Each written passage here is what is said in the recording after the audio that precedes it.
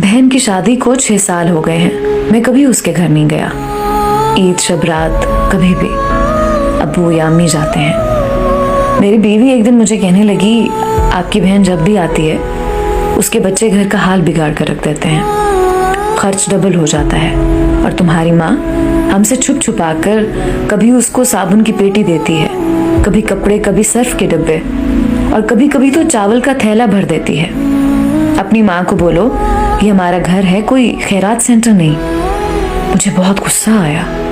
मैं मुश्किल से खर्च पूरा कर रहा हूँ और माँ सब कुछ बहन को दे देती है। बहन एक दिन घर आई हुई थी। उसके बेटे ने टीवी का रिमोट तोड़ दिया। मैं माँ से गुस्से में कह रहा था, माँ बहन को बोलो यहाँ ईद पे आया करे बस, और ये जो आप साबुन, सर्फ और चावल का थैला भर कर देती है ना, इसको बंद करें सब। माँ चुप रही, लेकिन बहन ने सारी बातें सुन ली थी। मेरी बहन कुछ ना बोली। 4 बज रहे थे। अपने बच्चों को तैयार किया और कहने लगी, भाई मुझे बस स्टॉप तक छोड़ाओ। मैंने झूठे मुंह कहा, रह लेती कुछ दिन, लेकिन वो मुस्कुराई, नहीं भाई, बच्चों की छुट्टियां खत्म होने वाली हैं। फिर जब हम दोनों भाइयों में जमीन का बंटवारा हो रहा था तो मैंने साफ इनकार किया, भाई मैं अपनी जमीन से बहन को हिस्सा नहीं दूंगा।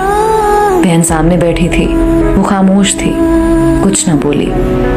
माँ ने कहा, बेटी का भी हक बनता है, लेकिन मैंने गाली देकर कहा, कुछ भी हो जाए मैं बहन को हिस्सा नहीं दूंगा। मेरी बीवी भी बहन को बुरा भला कहने लगी और वो बेचारी खामोश थी। बड़ा भाई अलहदा हो गया कुछ वक्त के बाद और मेरे बड़े बेटे को टीबी हो गई। मेरे पास उसका इलाज करवाने के लिए पैसे नहीं थे। मैं बहुत परेशान था। कर्ज भी ले लिया था 1 लाख रुपया। भूख सर पर थी। मैं बहुत परेशान था। कमरे में अकेला बैठा था, शायद रो रहा था अपने हालात पे। उस वक्त वही बहन घर आ गई। मैंने गुस्से से बोला, अब ये आ गई है मनहूस। मैंने बीवी को कहा, कुछ तैयार करो बहन के लिए। बीवी मेरे पास आई, कोई ज़रूरत नहीं गोश्त या बिरयानी पकाने की इसके लिए। फिर 1 घंटे बाद वो मेरे पास आई। भाई परेशान हो? बहन ने मेरे सर पे हाथ फेरा।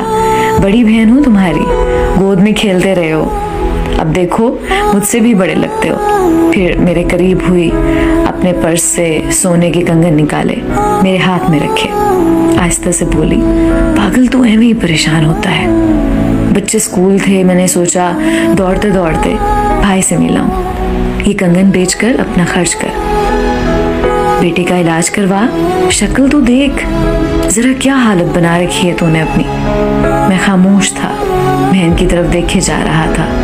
वो आहिस्ता से बोली, किसी को ना बताना कंगन के बारे में, तुमको मेरी कसम है। मेरे माथे पे बूसा किया और 1000 रुपया मुझे दे दिया, जो 150 के नोट थे। शायद वो उसकी जमा पूंजी थी। मेरी जेब में डालकर बोली, बच्चों को गोश्त ला देना, परेशान ना हुआ कर। जल्दी से अपना हाथ मेरे सर पे रखा और कहा कि देख कैसे तेरे बाल सफेद हो गए। वो जल्दी से जाने लगी। उसके पैरों की तरफ मैंने देखा तो टूटी हुई जूती पहनी थी, पुराना सा दुपट्टा ओढ़ा हुआ था, और जब भी आती थी वही दुपट्टा ओढ़कर आती। बहन की इस मोहब्बत में मर गया था मैं। हम भाई कितने मतलब परस्त होते हैं, बहनों को पल भर में बेगाना कर देते हैं, और बहनें भाइयों का जरा सा दुख बर्दाश्त नहीं कर सकती। वो हाथ में कंगन पकड़े जोर जोर से रो रहा था। उसके साथ मेरी आंखें भी नम थीं। अपने घर में खुदा जाने कितने दुख सह रही होती हैं। कुछ लम्हे बहनों के पास बैठकर हाल चाल पूछ लिया करें, शायद उनके चेहरे पे कुछ लम्हों के लिए एक सुकून सा आ जाए। बहनें माँ का रूप होती हैं।